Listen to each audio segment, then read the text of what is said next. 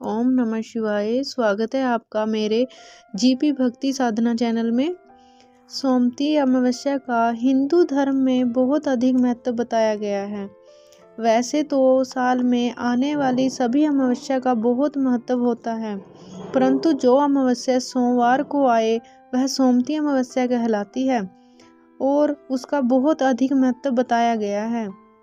सोमती अमावस्या के दिन पीपल के पेड़ की पूजा अवश्य करनी चाहिए और पीपल के पेड़ की कम से कम 7 या 108 परिक्रमा अवश्य करें।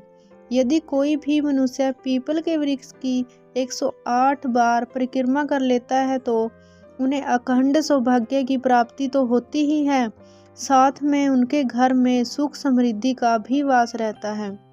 यदि कोई कुंवारी कन्या या लड़का है तो वह अमावस्या के दिन 7 परिक्रमा पीपल के वृक्ष की करे, साथ ही में पीपल में कच्ची लस्सी व शुद्ध देसी घी का दीपक जलाए तो उनके शीघ्र ही शादी के संयोग बन जाते हैं।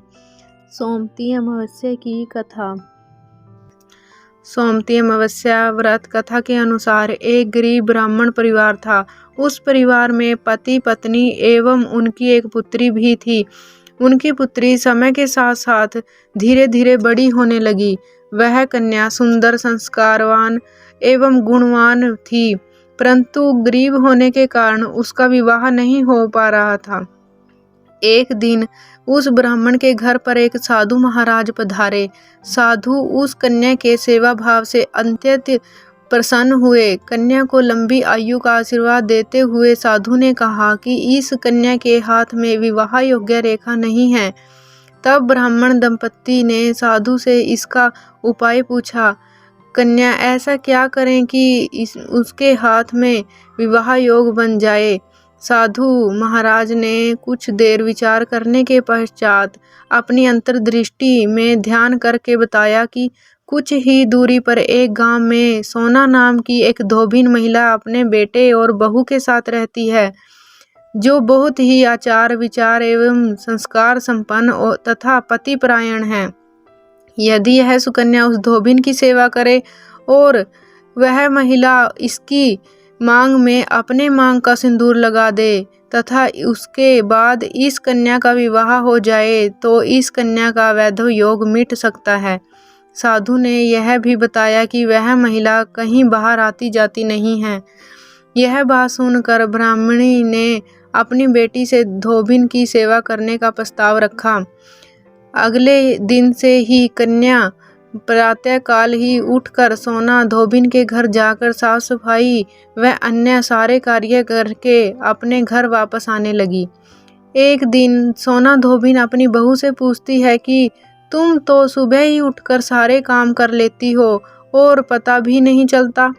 बहू ने कहा, माँ जी, मैंने तो सोचा कि आप ही सुबह उठकर खुद ही काम खत्म कर लेती हैं। मैं तो देर से उठती हूँ। यह सब जानकर दोनों सास बहू घर की निगरानी करने लगी।